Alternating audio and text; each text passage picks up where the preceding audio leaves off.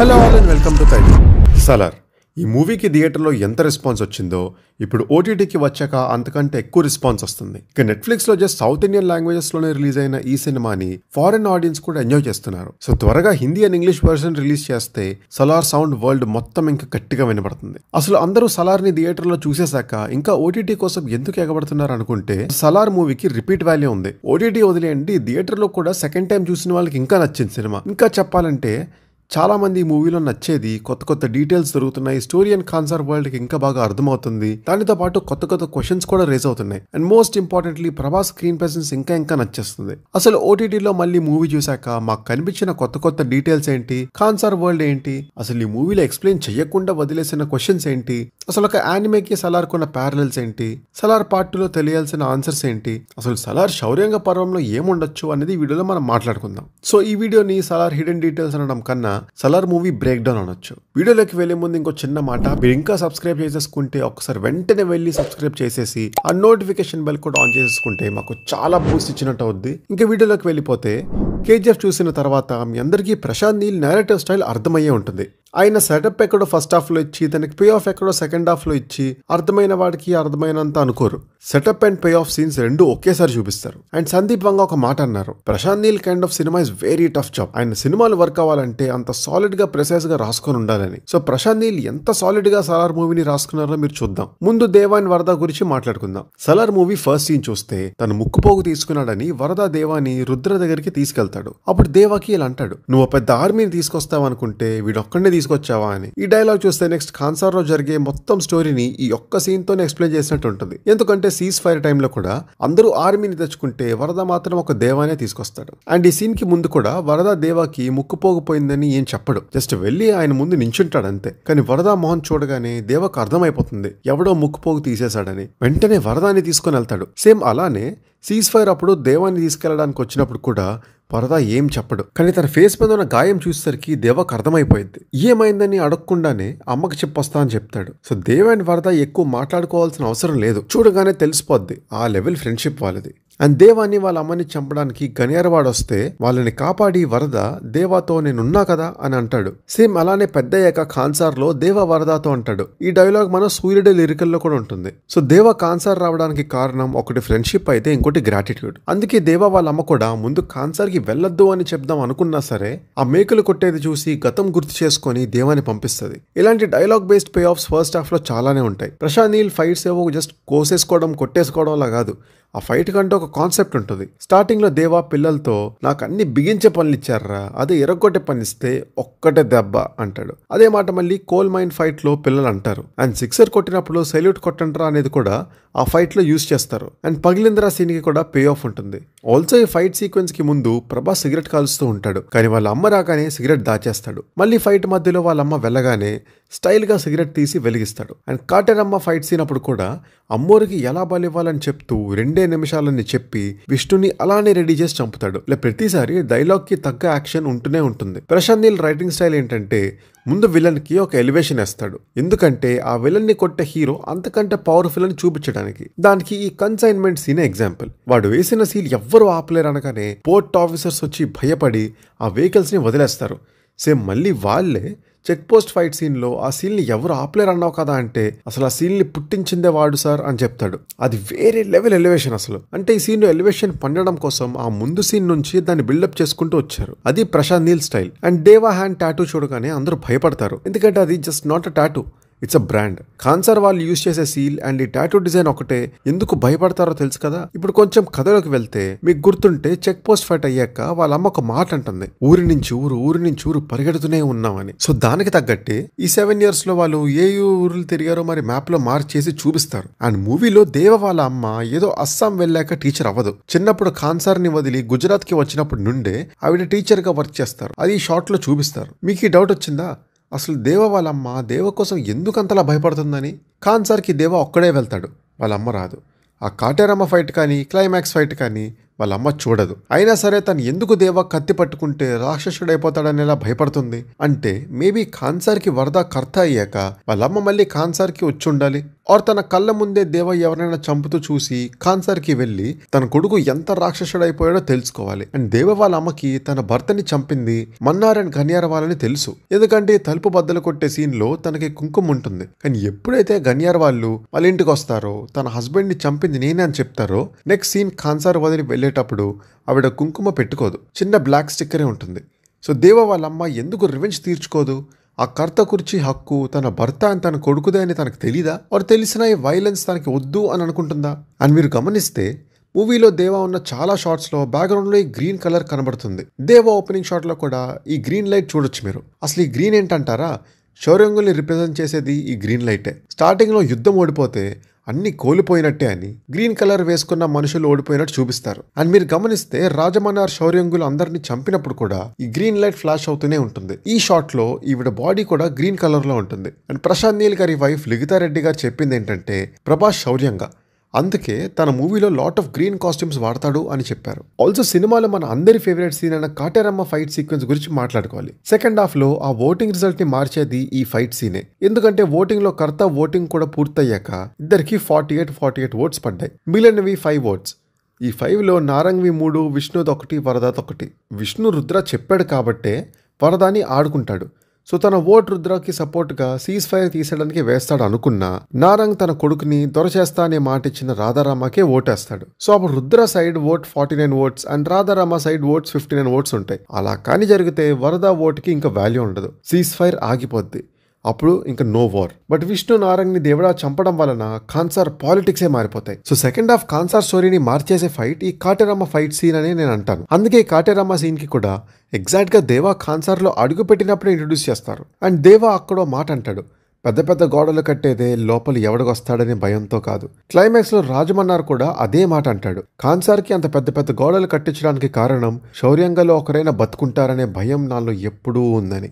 So Rajamannar భయపడినట్టే ఆ పెద్ద పెద్ద గోడలు దాటుకుంటూ ఒక శౌర్యంగుడు అడుగు అక్కడ పడుతుంది. అండ్ ఇక్కడ క్వశ్చన్ ఏంటంటే ఖాన్సార్లో తను ఎక్కడికి వెళ్ళినా దేవాన్ని తీసుకెళ్లే వరద మహారాకి వెళ్ళినప్పుడు మాత్రం ప్రతిసారి ఎందుకు తీసుకెళ్లడు? అంటే వరదాకి ముందు నుండి తెలుసా ఆడవాళ్ళకి ఏమైనా జరిగితే దేవాన్ని ఆపలేమని? బట్ ఎలా అయితే ఏమైంది, మొత్తానికి దేవా మహారాకి వస్తాడు, విష్ణుని ఒక పోతికి బలిచ్చినట్టు రెడీ చేసి మరీ చంపుతాడు. అంతవరకు ఆ డమ్రు సౌండ్ వింటేనే భయపడి ఇంట్లో లోపలికి వెళ్ళిపోయే మహారా ఆడవాళ్ళు దేవా చేసే విధ్వంసం చూడగానే ధైర్యంగా బయటకు వచ్చి మరీ ఆ డమ్రు వాయిస్తారు. ఆ నరకడం, ఆ ఊచకోత ఎలా ఉంటుందంటే అసలు వీడు మనిషేనా అని ఒక ముసలావిడ వచ్చి ఆవిడని పట్టుకుంటుంది. ఆ రేంజ్ రక్తపాతం జరుగుతుంది అక్కడ. ఇప్పుడు ఒక క్వశ్చన్ ఏంటంటే మూవీలో ప్రభాస్ ఏజ్ ఎంత? మూవీ స్టార్ట్ అయ్యేది 1985లో. అప్పటికి వరద ఏజ్ 10 ఏళ్ళు.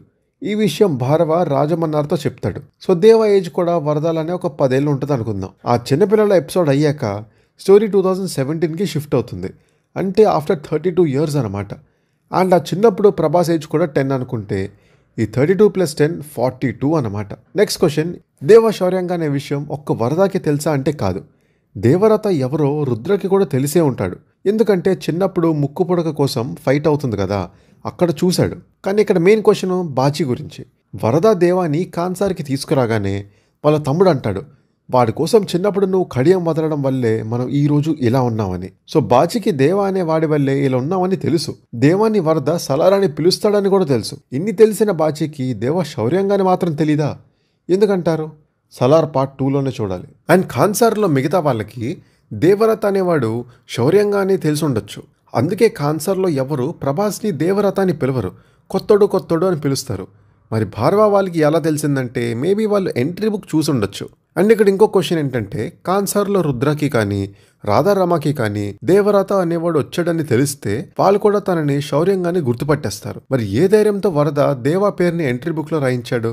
నెక్స్ట్ క్వశ్చన్, దేవా అండ్ దారా, అదే దేవా వాళ్ళ ఫాదర్, ఈ 2 రోల్స్ ప్రభాసే చేస్తాడా అంటే మోస్ట్లీ నో. ఎందుకంటే according to Baahubali theory Dhaara and దేవరాతో ఒకేలా ఉంటుంటే ఈ పాటికి ఖాన్సార్లో దేవాని చాలా మంది గుర్తుపట్టేసేవారు. సో ధారా రోల్కి ఒకవేళ పార్ట్ 2లో సీన్స్ ఉంటే ఏ యాక్టర్ చేస్తారో చూడాలి. లేదు ప్రభాసే చేస్తే అది ఎలా జస్టిఫై అవుతుందో మరి చూడాలి. నెక్స్ట్ ఇంతకీ అదే రాధారామ హస్బెండ్ భారవ బ్రతికున్నాడా చనిపోయాడా? మోస్ట్లీ బ్రతికుండొచ్చు. ఎందుకంటే 2017లో కూడా ఖాన్సార్ నుండి బయటకు వచ్చి హైదరాబాద్లో ఉంటున్నప్పుడు కూడా రాధారామ బొట్టు పెట్టుకునే ఉంటుంది. సో భారవ చనిపోడు. ఆర్ టిపికల్ ఫ్యాక్షన్ వీర మహిళలాగా భారవ చనిపోయినా కూడా దేవాన్ని వరదాన్ని చంపితే కానీ నేను బొట్టు తీరని శపథం చేసి ఉండొచ్చు, చెప్పలేం మరి. నెక్స్ట్ అసలు ఈ మహారా ప్లేస్ ఏంటి? ఇందులో ఎందుకు అందరూ ఆడవాళ్లే ఉన్నారు? ఈ మహారాణి చూస్తే మనకు వచ్చే ఫస్ట్ క్వశ్చన్ అసలు ఈ ప్లేస్లో మగాళ్ళు లేరా అని, లేకపోతే ఎప్పటి నుండి లేరు. నాకు తెలిసి ఒక 5 years లోపే ఇక్కడ మగల్ని అందరినీ చంపేయడమో ఆర్ వేరే ప్లేస్కి తీసుకెళ్లడమో చేసి ఉండాలి.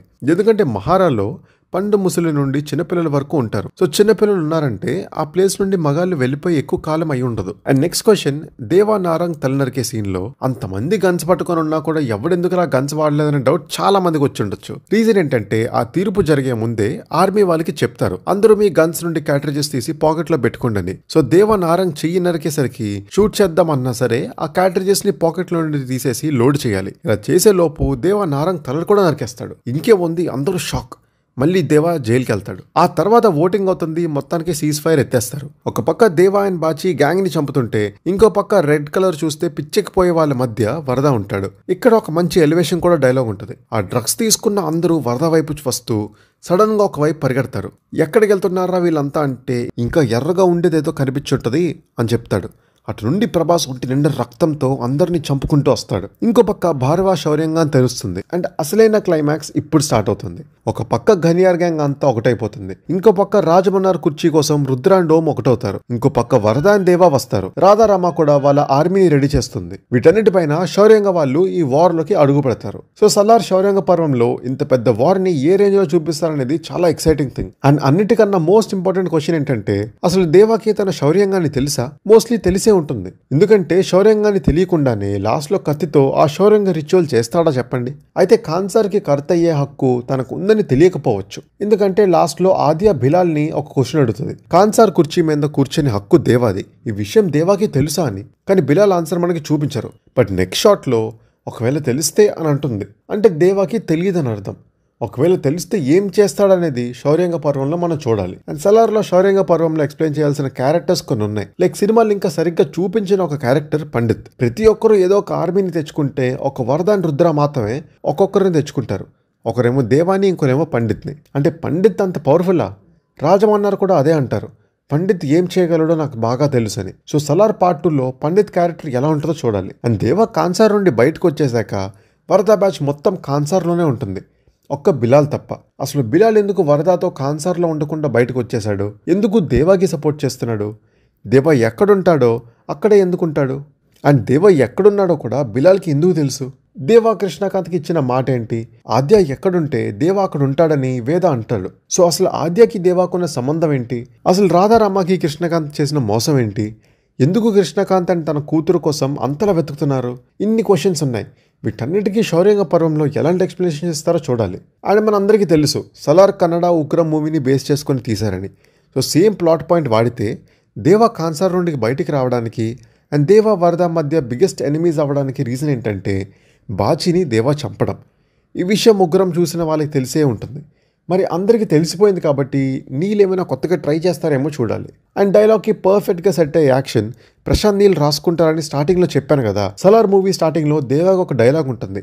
అది రుద్రతో చెప్తాడు, ఈసారి మళ్ళీ నువ్వు వరద ముక్కుపోగు పట్టుకుంటే ఈసారి నా చేతుల్లో కరెంటు తీగ కాదు కరెంటు పోల్ ఉంటుందని. అండ్ పెద్దయ్యాక రుద్ర మళ్ళీ వరద ముక్కుపోగు పట్టుకుంటాడు. సో సలార్ పార్ట్ 2లో దేవా రుద్రాన్ని ఎలా చంపుతాడో, చేతిలో కరెంట్ పోల్ పట్టుకున్నాడో లేదో చూడాలి. అవి మరి ఈ మూవీలో ఉన్న డీటెయిల్స్, క్వశ్చన్స్ అండ్ నెక్స్ట్ మూవీలో ఇవ్వాల్సిన answers.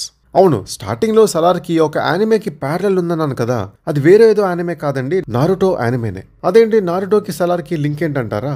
నారుటోలో one of the main conflicts అంటే అది హాషిరామా అండ్ మదర ఉచిహా మధ్య జరుగుతుంది. వీళ్ళ స్టోరీ చాలా బాగుంటుంది. బేసికలీ వీళ్ళిద్దరూ ఒక వైలెంట్ ప్లేస్ నుండి వస్తారు. సెంజో అనే గ్రూప్కి ఉచిహా అనే గ్రూప్కి ఎప్పుడో ఒక యుద్ధం జరుగుతూనే ఉంటుంది. కానీ అనుకోకుండా కలిసిన వీళ్ళిద్దరూ ఫ్రెండ్స్ అవుతారు. వాళ్ళ ఐడెంటిటీ తెలిస్తే మళ్ళీ చంపుకోవాల్సి వస్తుందని వీళ్ళిద్దరూ వాళ్ళ గ్రూప్ నేమ్స్ చెప్పుకోరు. మనం పెద్దయ్యాక అసలు వైలెన్స్ అంటే ఏంటి తెలియని ఒక పీస్ఫుల్ వరల్డ్ క్రియేట్ చేద్దాం అనుకుంటారు. అలా వీళ్ళిద్దరూ కలిసి హిడెన్ లీఫ్ విలేజ్ క్రియేట్ చేస్తారు. కానీ యుద్ధం చాలా భయంకరమైనది. హాషిరామ్ అండ్ మదరా వీళ్ళిద్దరూ వాళ్ళ బ్రదర్స్ ని కోల్పోతారు. ఈ సైకిల్ ఆగాలని ఒక కొత్త షినోబి సిస్టమ్ తీసుకురావాలనుకుంటారు. ఇది జరగాలంటే సెంజు అండ్ ఉచిహా క్లాన్స్ మధ్య ఒక ఫ్రెండ్షిప్ రావాలి. ఇదే టైంలో వీళ్ళిద్దరూ ఎనిమీ గ్రూప్స్కి చెందిన వాళ్ళని వీళ్ళిద్దరికీ తెలిసిపోతుంది. హాషిరామ సెంజు అయినా కూడా మదరాని చంపడానికి ఇష్టపడాడు. కానీ మదరా మాత్రం ఏదో ఒక పాయింట్లో నుండి చంపాల్సి వస్తుందని ఫ్రెండ్షిప్ ఎండ్ చేస్తాడు. హాషిరామకు ఒక బ్రదర్ ఉంటాడు, వాడి పేరు టోబిరామ.